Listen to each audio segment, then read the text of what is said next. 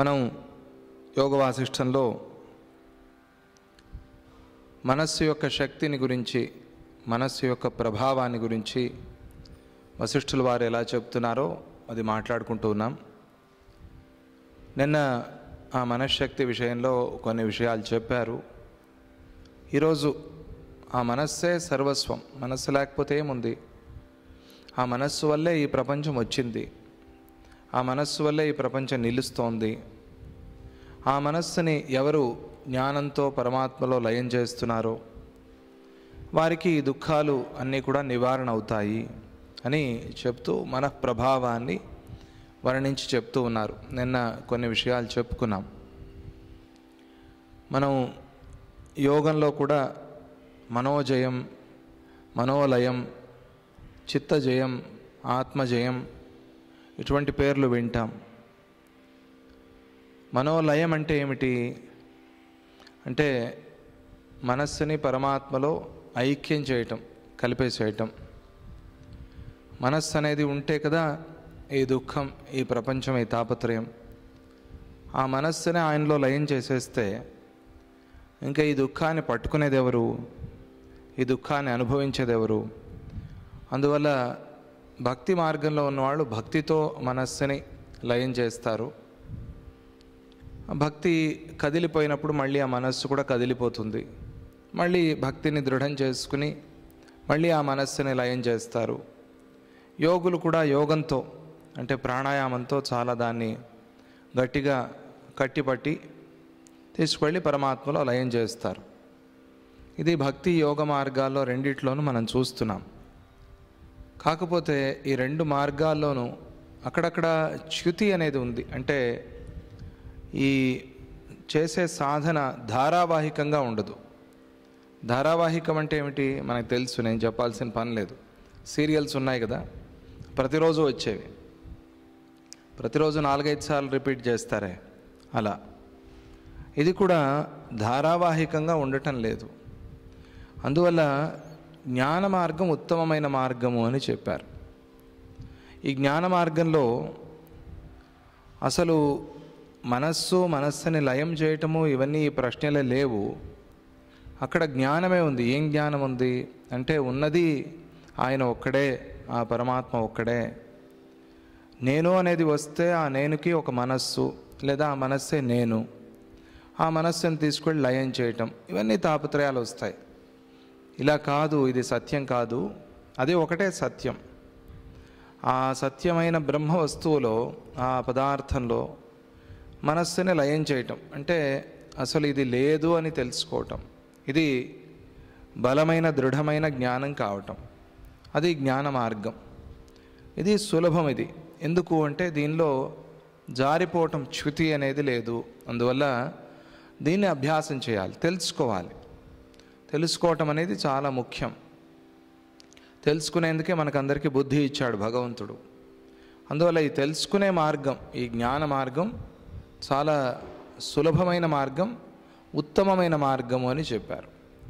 ఆ జ్ఞాన మార్గంలో మనస్సు ప్రపంచం ఎలా అయింది అనేదాన్ని వర్ణించి చెప్తూ మనస్సు యొక్క శక్తిని, అయ్యా నాయన రామా, మనస్సు చేయలేనిది ఏముంది ప్రపంచంలో?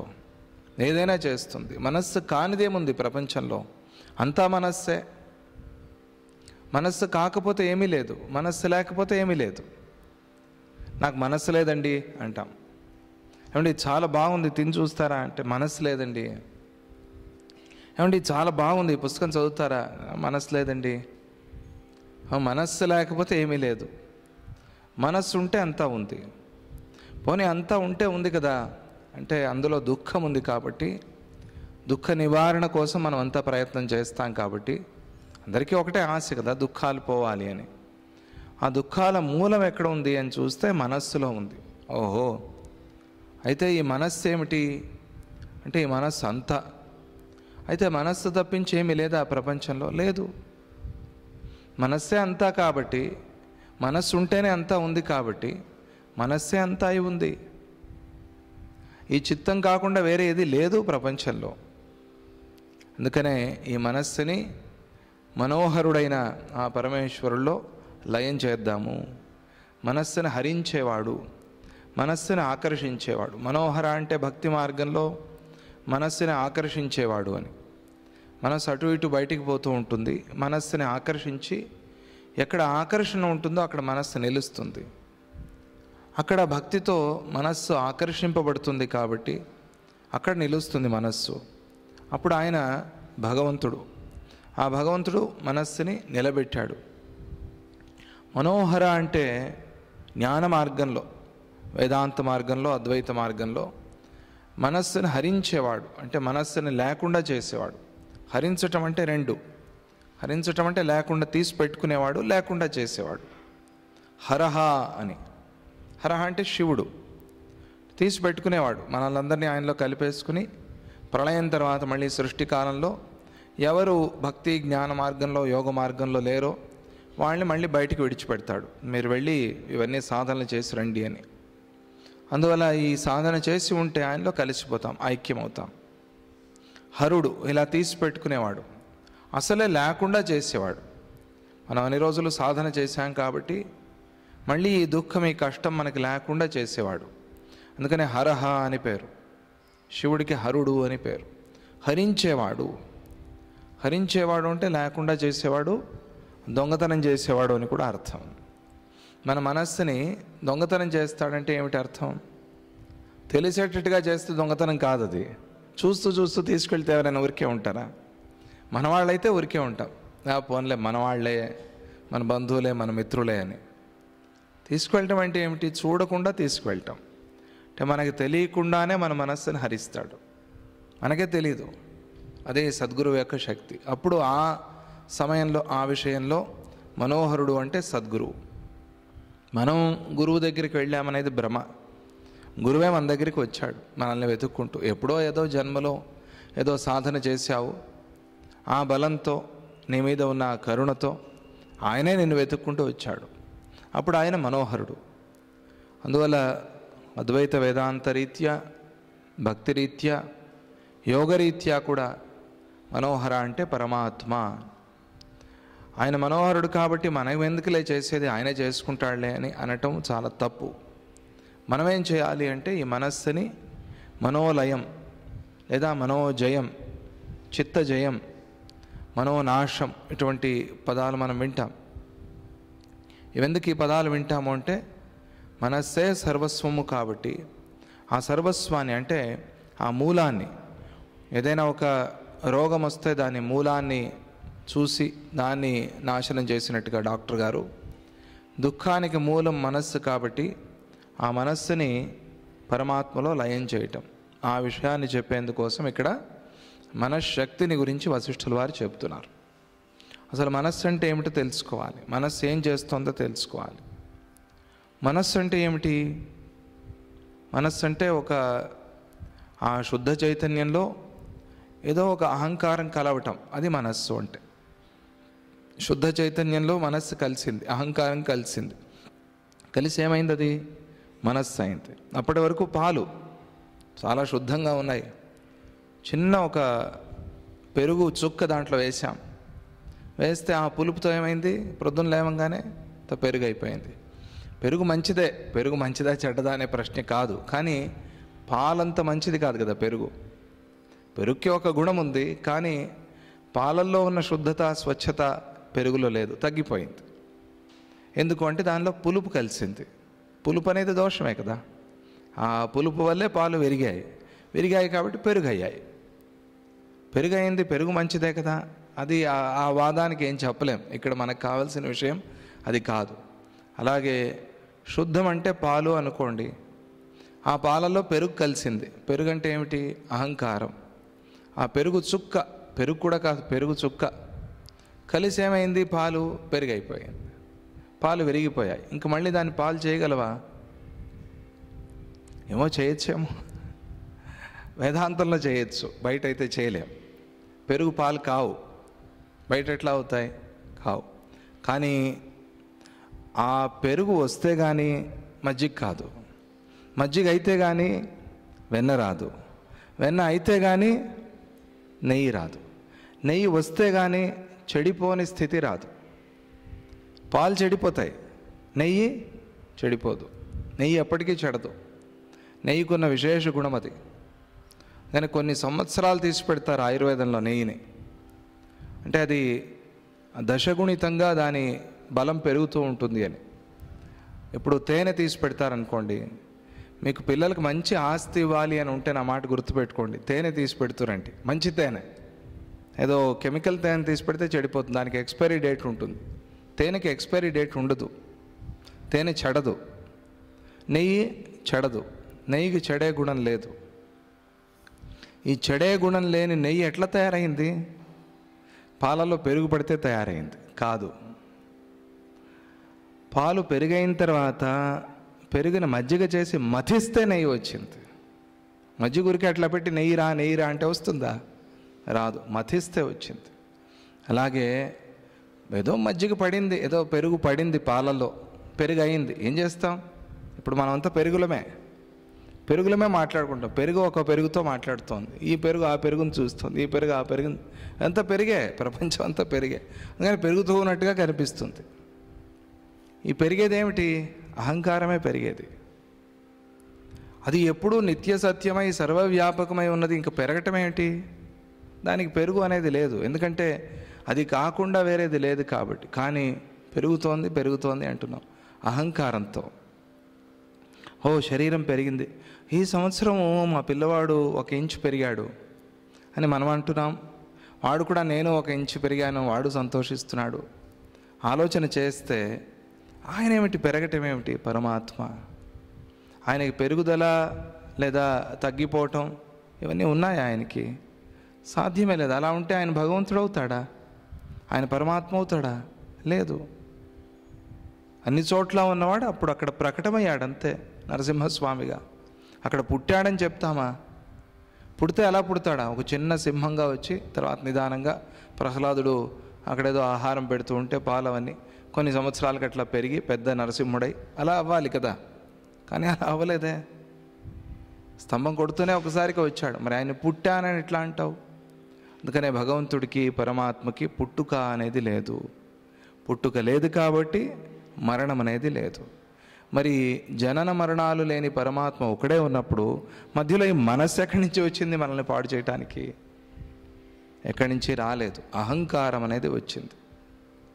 ఎవరికి వచ్చింది అహంకారం? పాలే పెరుగైనట్టుగా అని మీరు అర్థం చేసుకోండి, నేను చెప్పనది.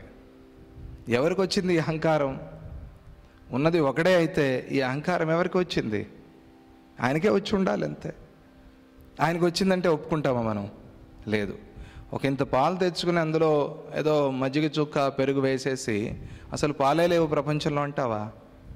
నువ్వు ఇంటికి తెచ్చుకున్న పాలకి పాల గుణం లేదు, పెరుగైపోయింది అది. అయితే పాలు బయట ఉన్నాయి కదా చాలా, పాలు లేకుండా ఉందా అండి ప్రపంచం? లేదు. అలాగే నీ విషయంలో నీకు అహంకారం తెచ్చుకొని నేను జీవుణ్ణి అనుకున్నావు అంతే. పరమాత్మ ఎప్పుడు అట్లాగే పాలలాగా ఉన్నాడు, శుద్ధంగా స్వచ్ఛంగా. ఇది అర్థం చేసుకోవాలంటే మనస్సుని ఆయనలో లయం చేయాలి. చిత్తజయము అంటారు. ఇది చాలా ముఖ్యమైన విషయం. యోగ వాసిష్ఠాన్ని నా కోసం నేను చెప్పుకుంటున్నాను, ఎవరి కోసమో చెప్పటం లేదు, నా కోసమే నేను చెప్పుకుంటున్నాను. అందుకే 14లో ప్రారంభిస్తే 16 ఇంకా జరుగుతోంది, 17, 18 కూడా జరుగుతుంది. ఇది ఇప్పుడే అయ్యేది కాదు, ఎందుకంటే ఉత్పత్తి ప్రకరణలో ఉన్నాం ఇంకా మనం. తర్వాత ఇంకా 3 ప్రకరణాలు ఉన్నాయి, జరుగుతూ ఉంటుంది. అందుకనే కొంచెం జాగ్రత్తగా ఈ విషయాలు వినాలి మనం. అంటే ఇప్పుడు ఎవరైనా వెళ్తున్నారనుకోండి ఇంటి నుంచి, మీతో తోడొస్తామని మనం వెళ్తాం. మనకేం పని ఉండదు అక్కడ, మీతో వస్తాం. వస్తావా అని ఒకసారి అడుగుతారు, వస్తామంటాం, వెళ్తాం. లేదా కొన్నిసార్లు ఎక్కడికి వెళ్తున్నారు? ఏదో మార్కెట్కి వెళ్తున్నా, అయితే నేను వస్తాను. మనకేం పని లేదు, ఊరికే వెళ్తాం. వెళ్ళి ఆ మార్కెట్లో ఏదో బాగుంది అప్పుడు కొంటాం.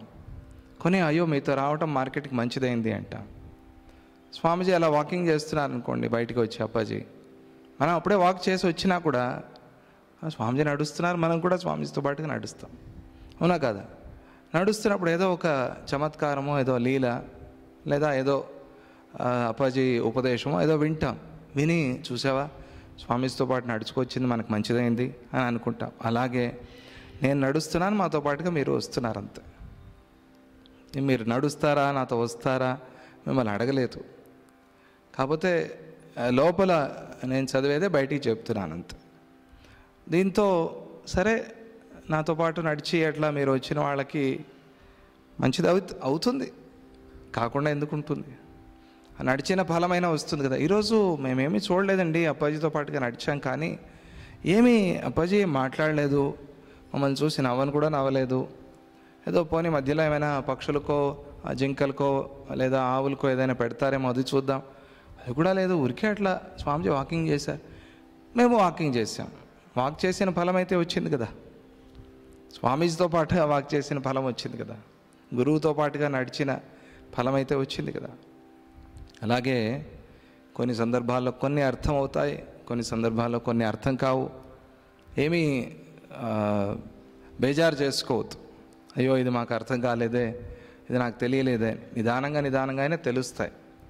అంత తెలియనట్టుగా ఏం మనం చెప్పుకోవట్లేదు, అంత కష్టమైన భాష నేను వాడటం లేదు, చాలా తేలికైన సులభమైన భాష వాడుతున్నాను. విషయాలు కొన్ని అట్లా గంభీరంగా అనిపిస్తాయి, అవి వింటూ వింటూ వింటూ సంస్కారంతో నిదానంగా అర్థమవుతాయి.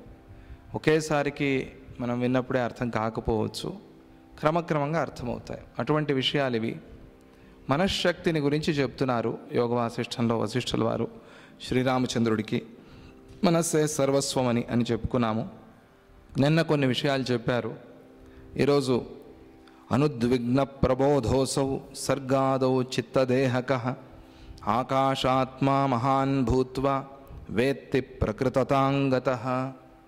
ఈ చిత్తమే సృష్టి ప్రారంభంలో ఉద్వేగం లేని కర్మానుసారమైన జ్ఞానస్వరూపంగా ప్రకాశిస్తూ ఆకాశ రూపంలో విస్తరిల్లి ప్రారబ్ధ కర్మలను అనుసరిస్తోంది, వాటిని అనుభవిస్తోంది.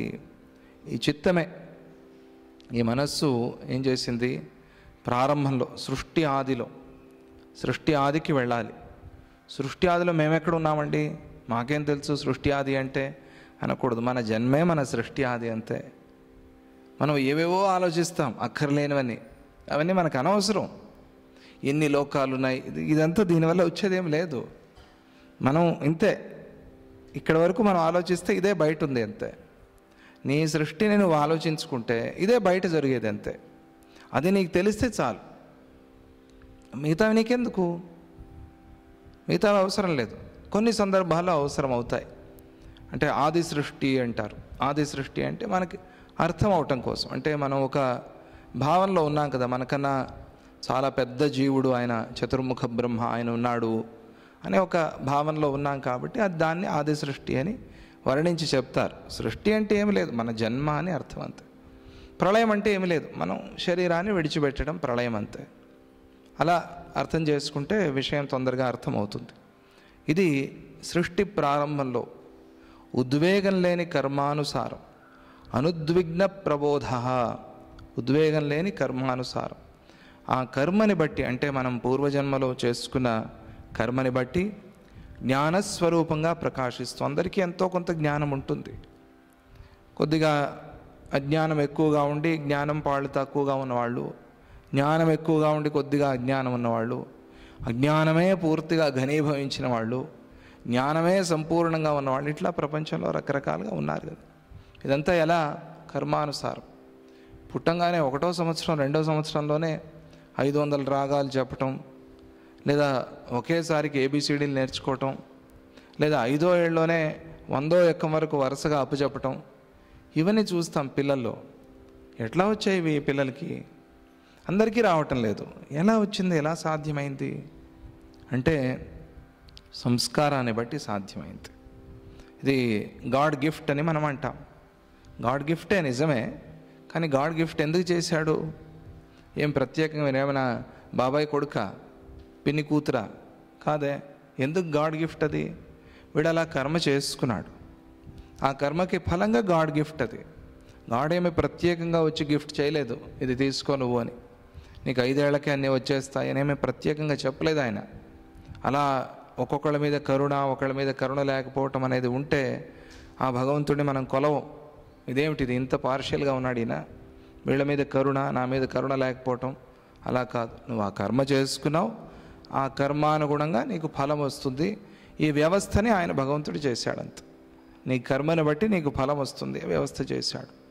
కర్మానుసారంగా జ్ఞానస్వరూపంగా ప్రకాశిస్తూ ఆకాశ రూపంలో వాడప్పుడు పంచభూతాల్ని స్మరణ చేశాడు.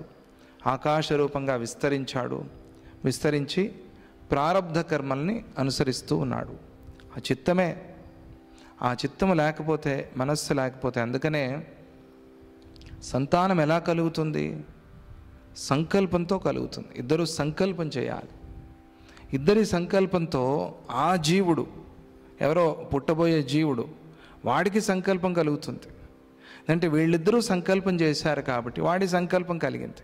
లేదా కొన్నిసార్లు వాడే సంకల్పిస్తాడు, ఆ జీవుడే సంకల్పిస్తాడు. ఈ రూపంలోనే పిల్లవాడు సంతానం అంటే ఏమిటి? తల్లి తండ్రియే సంతానం అంతే. ప్రత్యేక జీవిలాగా కనిపించినా కూడా తల్లి తండ్రియే సంతానం అంతే. ఆత్మావై పుత్రనామాసి మమ నామ ప్రథమం. ఆత్మావై పుత్రనామాసి. పుత్ర అంటే ఏమిటి? లేదా కూతురు అంటే ఏమిటి? సంతానం అంటే ఏమిటి? తల్లి తండ్రి అంతే. అలాగే ఆయనే ఈ రూపంలో వస్తున్నాడంతే, ఆవిడే ఈ రూపంలో వస్తుందంతే. ఆ రక్త మాంసాలే కదా ఇవి కూడా. వచ్చిన తర్వాత అన్నం తిని పెరిగారు, అది వేరే కథ. కానీ తల్లిదండ్రి రక్త మాంసాలే కదా ఈ శరీరం, అంతే. అలాగే ఆ జీవుడు, అది చిత్తం. ఆ చిత్త సంకల్పంతో, ఆ సంకల్పం అయిన తర్వాత వీడు ఆకాశాన్ని భావన చేస్తాడు. అరే నా సంకల్పానికి కావాల్సినట్టుగా ఒక శరీరం కావాలి నాకు. శరీరం కావాలి అంటే పంచభూతాలు కావాలి. పంచభూతాలు వస్తాయి. పంచభూతాలు రాగానే వీటి కలయిక కావాలి అనుకుంటాడు. పంచభూతాలు కలిస్తే ఆ కలిసిన ఒక శరీరం తయారైంది. ఆ శరీరంలోకి నేను ప్రవేశించాలి అనుకుంటాడు ఈ జీవుడు.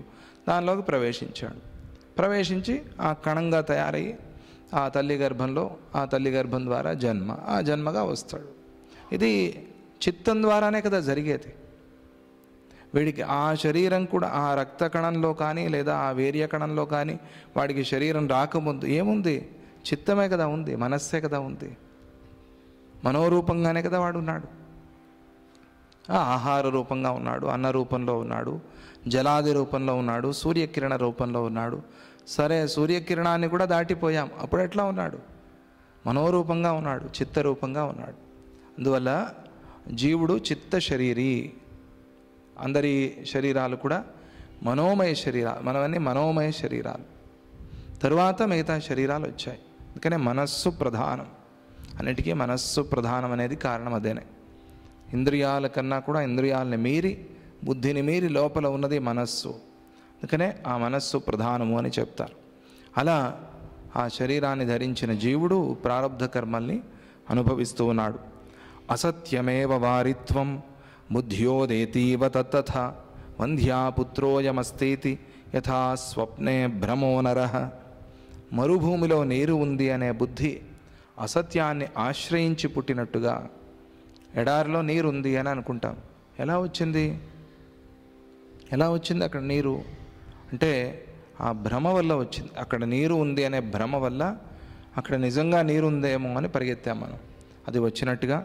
అలాగే వంధ్యాపుత్రుడు ఉన్నాడు అని బుద్ధి కలలో మనకి ఆ ఆలోచన కలిగినట్టుగా.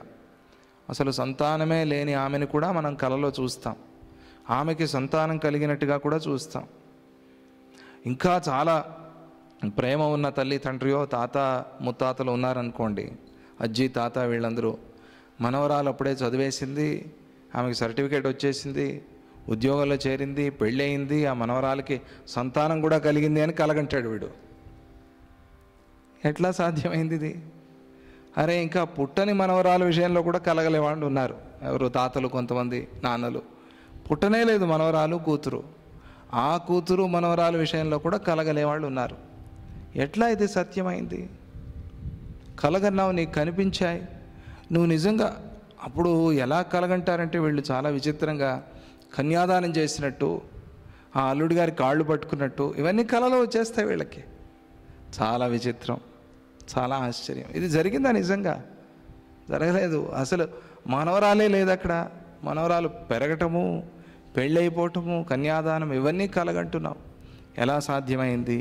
అలాగే ఈ ఆకాశాత్మ స్వరూపుడు తన యందు ఉన్నటువంటి అసత్య బుద్ధి వల్ల బ్రహ్మాండమై విస్తరిల్లుతూ ఉన్నాడు. వీడు బ్రహ్మాకాశం, వీడు చిదాకాశం.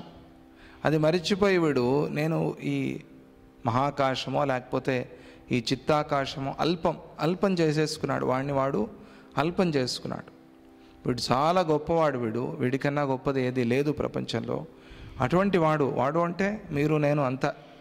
ఏం చేసుకున్నాడు వీడు? ఈ జీవుడు వాడు అల్పుడు చేసుకున్నాడు. అల్పుడైపోయి ఆ బ్రహ్మాకాశం చిత్తాకాశం కాస్త ఏమైంది? అల్పాకాశం అయిపోయింది. ఆకాశం అంటే అదే. ఈ ఆకాశం మనకి చాలా పెద్దది, కానీ అది సత్యానికి ఆలోచిస్తే అల్పం, చాలా అల్పం. బ్రహ్మాకాశం ముందు ఈ ఆకాశం ఎంత? ఏమీ లేదు. అలా వీడు బ్రహ్మాండమై విస్తరిల్లుతున్నాడు. దేంతో? భ్రమతో. ఈ భ్రమ ఎలా పుట్టింది? చిత్తం వల్ల పుట్టింది, మనస్సు వల్ల పుట్టింది అని ఆ మనశ్శక్తిని గురించి వశిష్ఠుల వారు చెప్పారు. చెప్పంగా శ్రీరాముడికి ఒక ప్రశ్న. ఇది మన కోసం శ్రీరాముడు అడిగే ప్రశ్న. ఏంటి, శ్రీరాముడికి ఇది కూడా తెలియదా అని మనం అనుకుంటాము. అని మనకు తెలపడం కోసం, మనకి ఇటువంటి ప్రశ్న కలగాలి అని. ఎందుకంటే ఇదివరకే ఇటువంటి ప్రశ్న ఒకటి అడిగారు, దానికి సమాధానం కూడా ఇలాగే చెప్పారు దాదాపుగా. మళ్ళీ దాన్ని గుర్తు చేసి చెప్తున్నారు. కించిత్తమేతద్భవతి కిం వా భవతి నో కథం కథమేవ న సద్రూపం నాణ్యద్భవతి వీక్షణాత్. చాలా ఇరికించి ప్రశ్న వేశాడు శ్రీరాముడు. గురువుగారినే ఇరికిస్తున్నాను అని అనుకుని, అంటే మెలికలు పెట్టి అడగటం. ఆయనకి గురుభక్తి లేక కాదు. అంటే ఇలా కూడా మనం ఆ దృష్టితో ఆలోచించవచ్చు, ప్రశ్నించవచ్చు అని శ్రీరాముడు చూపించటం మనకి. అంటే బాగా మనకి ఆలోచన ఉంటే, దాని మీద బాగా భావన చేస్తే మనకు కూడా ప్రశ్నలు వస్తాయి, రకరకాలైన ప్రశ్నలు. ఒక చిన్న శ్లోకంలాగా ఉంది ఇది, కానీ చాలా గొప్ప అర్థంతో శ్రీరాముడు ప్రశ్నిస్తున్నాడు. మా చిత్తానికి కూడా ఇటువంటి శక్తి ఉందా? మా అంటే మేము, మీరు సరే, మీరు మహాత్ములు, జీవన్ముక్తులు, సరే, ఇంకా దేవతలు వాళ్ళ సంగతి చెప్పాల్సిన పనే లేదు. వాళ్ళు విదేహముక్తితో చాలా గొప్ప శక్తులతో ఉన్నారు, వాళ్ళ విషయం సరే. మాలాంటి వాళ్ళకి, సాధారణమైన సహజమైన వాళ్ళకు కూడా ఇటువంటి శక్తి ఉందా మనస్సుకి? ఎందుకు అసలు ఈ ప్రశ్న అంటే, మేము అనుకుంటున్నాము ప్రపంచమే వేరే, మా మనస్సే వేరే అని. మీరంటున్నారు మనస్సు నుంచే ప్రపంచం వచ్చింది అని. మా మనస్సు నుంచి ఈ ప్రపంచం ఎలా వస్తుందండి? ప్రపంచమే వేరే ఉంది, మేము చూస్తున్నామని మేము అనుకుంటున్నాం. మా అనుభవం అది. ఆ ప్రపంచం ఉన్నదాన్ని మేము మనస్సుతో చూస్తున్నాము అని మేము అనుకుంటున్నాం. మనస్సు లేకపోతే చూడలేమనుకోండి, అది వేరే విషయం. కానీ మనస్సు వల్లే ప్రపంచం వచ్చిందని మీరు అంటున్నారు. ఇది ఎట్లా సాధ్యం? ఇది మాకు ఆ శక్తి లేదు. ఏమో మీరు మనస్సుతో సంకల్పించి ప్రపంచాన్ని సృష్టి చేశారేమో, మీకు ఆ శక్తి ఉందేమో, సరే ఒప్పుకుందాము. బ్రహ్మగారి మనస్సుకు కూడా అటువంటి శక్తి ఉందేమో, ఒప్పుకుందాము. కానీ మాకెక్కడ ఏడ్చింది ఆ శక్తి? అంత శక్తి మాకెక్కడ వచ్చింది? ఇది ప్రశ్న. అది మాత్రమే కాక, మా చిత్తాలన్నీ వేరు వేరు జగత్తులను అనుభవిస్తున్నాయా, లేకపోతే ఒకే జగత్తును చూస్తున్నాయా? చాలా ఎంత తెలివైన ప్రశ్న చూడండి. మీరేమన్నారు? చిత్తం నుంచి ప్రపంచం పుట్టింది అన్నారు, మనస్సు నుంచి ప్రపంచం పుట్టింది అన్నారు. మనస్సు లేకపోతే ప్రపంచం లేదు అన్నారు. కాకపోతే ఒక్కొక్కరికి ఒక్కొక్క మనస్సు ఉంది ప్రపంచంలో. ఒక్కొక్క మనస్సు నుంచి ఒక్కొక్క ప్రపంచం పుడితే ఈ ప్రపంచాలని వేరే వేరేగా ఉండాలి కదా. వేరే వేరేగా కనిపిస్తున్నాయా మనకి? లేదే, ఒకే రకంగా కనిపిస్తున్నాయే. నీకు, మాకు, అందరికీ కూడా ప్రపంచంలో స్తంభం అంటే స్తంభం, స్పీకర్ అంటే స్పీకరు, కెమెరా అంటే కెమెరా, ఇదే కదా. అందరికీ ఒకే రకంగా కనిపిస్తోంది కదా. మరి దీంట్లో తేడా ఏమిటి? మరి మనస్సు నుంచి ప్రపంచం పుట్టింది అని ఎలా చెప్తారు మీరు? ఇది మెలిక ప్రశ్న. ఇది అంటే ఆయన చెప్పిన విషయాన్ని మళ్ళీ ఆయనకే తిరిగి చెప్తూ, మీరు చెప్పిన దాంట్లో కొంచెం ఏదో దోషం కనిపిస్తోంది, దీన్ని సరిచేయండి. అది అగౌరవం కాదు, గురువు మీద భక్తియే. కానీ మీరు చెప్పిన దాంట్లో స్పష్టత లేదు అని వింటారు, విని నవ్వుతారు. సద్గురు ఏం చేస్తారు? సరేనాయన, ఇప్పుడు నీది టైం, అడుగు. 0 అవర్స్లో వదిలితే ఇంక మాట్లాడుతూ ఉంటారే, ఎలా అడుగు అంటారు అంతే. శిష్యుడు గారిని, మాట్లాడినైనా మాట్లాడు. ఆయన అడుగుతున్నాడు. చాలా గొప్ప ప్రశ్న ఇది, ఆలోచించాలి. చిన్న విషయం కాదు. ఎందుకంటే చిత్తం నుంచే మనస్సు పుట్టింది అని ప్రపంచం పుట్టింది అని చాలా కన్విన్స్గా చెప్పారు. మనం కూడా ఒప్పుకున్నాం, కన్విన్స్ అయిపోయాం. కానీ ఇప్పుడు మళ్ళీ ప్రశ్న పుడుతోంది మనకి. అవునవునవునవును, మనస్సు ఒకటే కాదు కదా, మనస్సులు చాలా ఉన్నాయి కదా. మరి చాలా మనస్సులు ఉంటే నీ మనస్సు నీది, నా మనస్సు నాది, వాళ్ళ మనస్సు వాళ్ళది, అందరిది. ఆయా మనస్సుకు తగ్గట్టుగా ప్రపంచాలు ఉండాలి కదా. అలా ఉన్నాయా, లేకపోతే ఒకటే ప్రపంచమా? ఇది ప్రశ్న. ఓహో, చాలా గొప్ప సైన్స్ అయ్యా ఇది. ఇది ఎందుకు సద్రూపం కాదు? ఇది అసత్యమైతే దూరం నుంచి చూసాము, ఎడారిలో నీరు, అది అందరికీ అసత్యమే, ఒప్పుకున్నాం. కానీ ప్రపంచం అట్లా కాదే. ఒక్కొక్క మనస్సుకి ఒక్కొక్క ప్రపంచం అంటే ఇది ఎవరికి వాళ్ళకి విడివిడిగా అనుభవం. ఇది అందరూ ఎడారిలో నీరు చూసినట్టుగా చూడటం లేదు ఇక్కడ. అందువల్ల ఇలా ఆలోచిస్తే ఇది సత్యం అవ్వాలి కదా అని. ఇది సత్యమైతే అయితే అవుతుంది, ఏమిటి ఇబ్బంది? జగత్తుని సత్యమని ఒప్పుకుందాము అంటారు. జగత్తు సత్యమైతే భగవంతుడు ఏం కావాలి? ఆయన సత్యమేనా? రెండు సత్యాలు ఉంటాయి ఎక్కడైనా? కోర్టులో ఇద్దరికీ తీర్పిచ్చి ఇద్దరు మంచి వాళ్ళు వెళ్ళిపోండి అని పంపించేస్తారు జడ్జి గారు.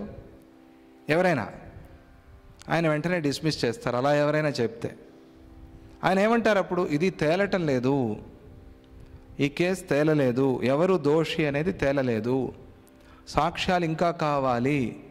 అలాగే సంవత్సరాలు అది పోస్ట్ పోన్ అట్లాగే అవుతూనే ఉంటుంది, డేట్ వాయిదా పడుతూనే ఉంటుంది. ఈ కేసుని కొట్టేయటం అయింది అని మాత్రం అనరు. కేసుని ఎట్లా కొట్టేస్తావు? జరిగింది అక్కడ, ఏదో దొంగతనమో ఏదో జరిగింది అక్కడ, ఎవరు చేశారు దాన్ని తెలియాలి కదా. రెండు సత్యాలు ప్రపంచంలో ఉండవు. నీది సత్యమే, నాది సత్యమే, ఇది ఊరికే వాదన అంతే. రెండు సత్యాలు ప్రపంచంలో ఉండవు.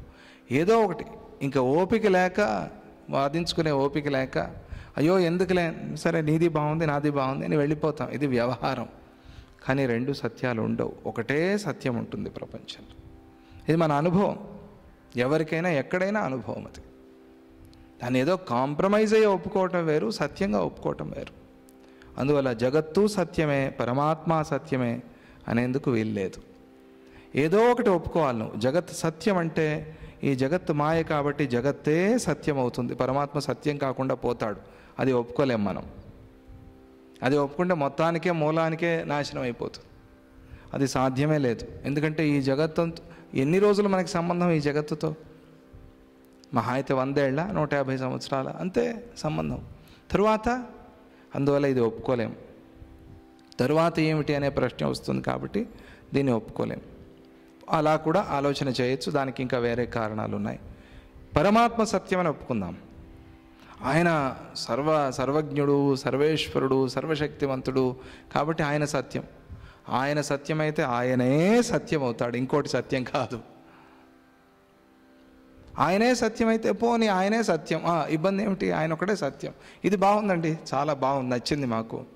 ఆయన ఒకడే సత్యం, అంతటా వ్యాపించి ఉన్నాడు. అంతటా వ్యాపించి ఎలా ఉన్నాడు? అదే అర్థం చేసుకోవాలి కదా. అంతటా వ్యాపించి ఎలా ఉన్నాడు? మనం ఏదో ఇట్లా ఆలోచనలో అమెరికా పోయి వచ్చినట్టుగా ఉన్నాడా, లేకపోతే నిజంగా ఉన్నాడా? మనం కళ్ళు మూసుకొని పోయేస్తాం, ఆ దేశానికి ఈ దేశానికి, మన ఇంటికి అంతా పోయేస్తాం. మనం పోయామా, ఉన్నామా అక్కడ? మన ఆలోచనలు, ఊహలు పోయాయి అంతే. మనం అక్కడ నిజంగా ఉన్నామా? పోయామంటే పోయాము, పోలేదంటే పోలేదు. ఇలా ఉన్నాడు ఆయన. ఇలా ఉంటే ఆయనకెందుకు మొక్కుతాం మనం? ఆయన కూడా ఊహల్లో వచ్చిపోయేవాడైతే ఆయనకెందుకు దండం పెడతాము? ఆయన సర్వేశ్వరుడు, సర్వశక్తిమంతుడు ఎట్లా అవుతాడు? నిజంగా ఉన్నాడు. నిజంగా ఉంటే ఆయన ఒకడే ఉన్నాడని అవుతుంది కదా. అప్పుడు ఇంకెవన్నీ ఎక్కడి నుంచి వస్తాయి? పంచభూతాలు, అహంకారాలు, చిత్తాలు, జీవులు, ఇవన్నీ ఎక్కడి నుంచి వస్తాయి? సాధ్యమే లేదు. అలా కాదండి, రాజుగారు ఉంటారు, రాజు మంత్రులు ఉంటారు, మంత్రికి సైనికులు ఉంటారు, సైనికుడి పరిచారకులు ఉంటారు, ప్రజలు ఉంటారు. ఇది ప్రపంచంలో మనం చూస్తున్నాం కదా. ఇలా ఆయన ఉన్నాడు అని చెప్తాము అని అంటే అందుకోసమే, ఆ ప్రశ్న కోసమే ఇది సమాధానం. అలా ఉన్నారు కదా. కానీ రాజుగారు రాజ్యమంతా ఉన్నారు అని చెప్తున్నాం కదా. అలా ఉన్నాడని చెప్తాము అని అంటే అలా అనేందుకు వీల్లేదు. ఎందుకు అంటే వేదాలు అలా చెప్పటం లేదు ఆయన గురించి. ఇవన్నీ వేదం చెప్పినవే కదా. వేదాలు ఆయన ప్రభువు రాజు అని చెప్పినా కూడా ఇలా ఈ వ్యవహారంలో మనం చూస్తున్నట్టుగా ఆయన లేడు. అలా అనేందుకు వీల్లేదు. ఆయన ఏకారణవః, ఏక సముద్రంలాగా ఉన్నాడు. ఒకే ఒక సముద్రంలాగా, ఒక బ్రహ్మరస సముద్రంగా ఉన్నాడు ఆయన, ఆనంద స్వరూపంగా ఉన్నాడు ఆయన అని చెప్తున్నారు. కాబట్టి ఈ రాజు, మంత్రులు, సైనికులు ఈ వ్యవహారంలో ఆయన్ని చూసేందుకు వీల్లేదు. ఎందుకంటే అది వేద విరుద్ధమైన మాట. ఏదో ఒక ఆధారం కావాలి కదా. మీరు ఇలా అంటే వేదం అనేస్తారు అంటే వేదాలే ప్రమాణం అంతే, వేరే దానికి ప్రమాణం లేదు. వేరే ప్రమాణంతో మనం దీన్ని అర్థం చేసుకోలేం. చివరికి ఆ వేదాలు కూడా ప్రమాణం కాకుండా పోతాయి. అక్కడ అనుభవమే ప్రమాణం అవుతుంది అంతే. వేదాల ద్వారా నువ్వు దాన్ని అర్థం చేసుకుంటే, వేదాల మీద విశ్వాసంతో, ఆ శాస్త్రం మీద విశ్వాసంతో దాన్ని అర్థం చేసుకునే ప్రయత్నం చేస్తే, దాన్ని సాధన చేస్తే, అప్పుడు అది నీకు అనుభవానికి వస్తుంది. అప్పుడు ఏమవుతుంది? అనుభవమే ప్రమాణం అయిపోతుంది. అనుభవం ప్రమాణానికి వచ్చిన వాడికి ఏ ప్రమాణమూ అవసరం లేదు. అలా అనుభవించి మహాత్ములు, మహర్షులు, జీవన్ముక్తులు, సద్గురువులు చెప్పారు కాబట్టి మనం వేదాల్ని ప్రమాణంగా తీసుకుని ఈ విషయాన్ని మాట్లాడుకుంటున్నాం. అందువల్ల వేదవాక్య విరుద్ధం కాబట్టి అలా మనం చెప్పుకోకూడదు. సుసూక్ష్మమైన చిత్తమే ప్రపంచమంతా, అంటే సృష్టి అంతా అయి ఉంది. అదే సర్వశక్తిమత్ అయి ఉంది. చిత్తం కన్నా వేరేదేదీ లేదు. అదే సర్వశక్తిమత్తది. దానికన్నా వేరే ఏముంది? దాని తత్వాన్ని అర్థం చేసుకొని వారికి అదే స్థూలమయ్యి పరతంత్రం అవుతోంది. దాని స్వాతంత్ర్యం పోతోంది. దాని తత్వం ఎవరికి అర్థం కాలేదో అది స్థూల రూపం అయిపోతుంది. అయిపోయి ఆ స్థూలంలో, ఆ శరీరంలో ఆ మనస్సు ఉన్నట్టుగా మనం అనుకుంటున్నాం. శరీరంలో మనస్సు ఉండటం ఏమిటి? చాలా తప్పు మాట అది.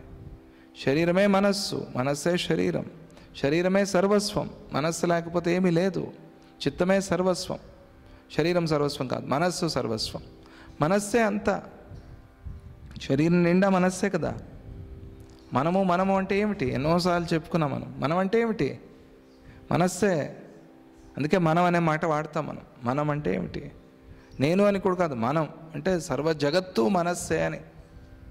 మనస్సు కాకుండా ఇంకేమీ లేదు అని. సరే, అలా ఉంది. దాన్ని అర్థం చేసుకోవటం లేదు వాడు తత్వాన్ని. అందువల్ల అది స్థూలమైపోతోంది. స్థూలమై పరతంత్రం అవుతోంది. దాని స్వాతంత్ర్యం పోతోంది. దాని తత్వాన్ని అర్థం చేసుకుంటే అది ఏ అడ్డు లేకుండా ఎక్కడికైనా సూక్ష్మంగా వెళ్ళగలదు, ఎక్కడికైనా సూక్ష్మంగా రాగలదు. అదే ఇక్కడ జరిగింది లీలాదేవి విషయంలో. సూక్ష్మంగా అలా ఆ రంధ్రద్వారం నుంచి లోపలికి వచ్చేసింది అన్నారు కదా. ఎలా అని ప్రశ్న. సూక్ష్మ శరీరాన్ని ధారణ చేసింది అంటే మనస్సుని సూక్ష్మం చేసుకోవటం, మనస్తత్వాన్ని అర్థం చేసుకోవటం. శరీరం డైటింగ్ చేసి సన్నగా అవటానికి కాదు, సన్నగాయి లావుగాయి ఇది కాదు. మనస్సు యొక్క సూక్ష్మత్వాన్ని అర్థం చేసుకోవటం, మనస్సుకి ప్రయాణం చేయటం. మనస్సులోకి వెళ్ళి ఉంటే ఆ మనస్సు ఎక్కడికైనా ప్రయాణం చేస్తుంది. అలా ఇక్కడ కూడా జరిగింది.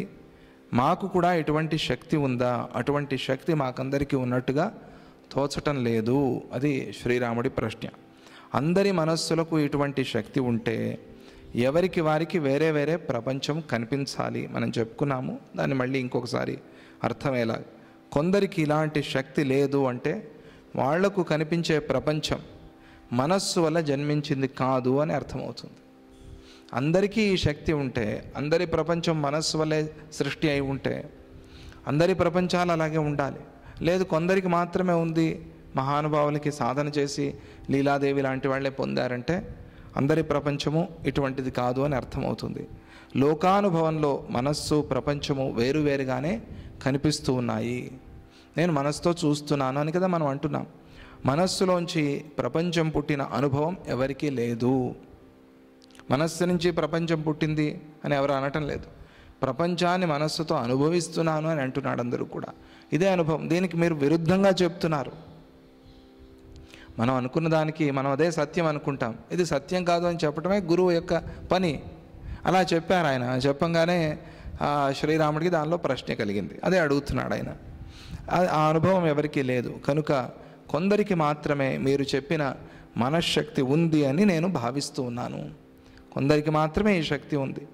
ప్రపంచం మనోజన్యం కాదు కనుక అది శ్రీరాముడు పెట్టిన మెలిక, అది ప్రధానం, చాలా ముఖ్యం ఇక్కడ. ఆ విషయమే ప్రధానం. అదే చెప్తున్నారు, ప్రపంచం మనోజన్యం కాదు కనుక ఇది సత్యమే అంటే వచ్చే నష్టం ఏమిటి? మనోజన్యం కాకపోతే ఇది సత్యం ప్రపంచం, ఏం నష్టం ఏమిటి, కష్టం ఏమిటి? చెప్పుకున్నాం కదా ఆ విషయం. చిత్తం నుంచి ప్రపంచం పుట్టలేదు అంటే చిత్తం కన్నా ప్రపంచం వేరైంది అని చెప్పినట్టు అయింది కనుక, అలాగే అందరూ అలాగే అనుభవిస్తూ ప్రపంచాన్ని చూస్తున్నారు కనుక జ్ఞానంతో చిత్తనాశము చిత్తలయము అయినప్పటికీ కూడా జగత్తు అలాగే ఉంటుంది. అది ఇక్కడికి వచ్చింది చివరికి. అయితే ఇంక మనోజయము చిత్తలయము మనోనాశనం చేసి ప్రయోజనమే లేకుండా పోయింది. దుఃఖమే పోలేదు. దుఃఖమే పోనప్పటికీ ఇది చేసి ఏం ప్రయోజనం? మనం ప్రారంభించింది ఎందుకు? ఈ మెడిసిన్ ఎందుకు? ఈ ట్రీట్మెంట్ ఎందుకు? రోగం పోవాలి అని. రోగమే పోదు అన్నప్పుడు ఈ మెడిసిన్ వల్ల ఎందుకు? లేదు, ఊరికే వేసుకుంటూ ఉండు అని ఎవరైనా అంటారా? అయితే ఈ సాధన, ఈ ప్రపంచంలో ఇవన్నీ మనం చేసేవన్నీ అవసరమే లేదు. ఈ యోగము, ఈ భక్తి, ఈ జ్ఞానం ఏది అవసరం లేదు. అలా అయిపోయింది. అందువల్ల జగత్తు సత్యమైతే అవని ఏమిటి? మోక్షము బ్రహ్మ ఒకటే సత్యము అని చెప్పే అవకాశం లేదు. బ్రహ్మ ఒకటే సత్యమని వేదాలు చెప్తున్నాయి. అలా బ్రహ్మ అంటే పోనీ మన భాషలో భగవంతుడు అనుకోండి, పరమాత్మ ఒకటే సత్యం అని చెప్పే అవకాశం లేదు. ఇందాక మనం చెప్పుకున్నాం కదా, జగత్తు సత్యం, పరమాత్మ సత్యం. అలా అయిపోయింది. అందువల్ల దాని గురించి ఆలోచన చేయాలి. అప్పుడు ఏమవుతుంది? అజ్ఞానం పోదు, అలాగే ఉంటుంది. జ్ఞానం కలగదు అనే ఆశయంతో శ్రీరాముడు ప్రశ్నించాడు అని అర్థం చేసుకోవాలి.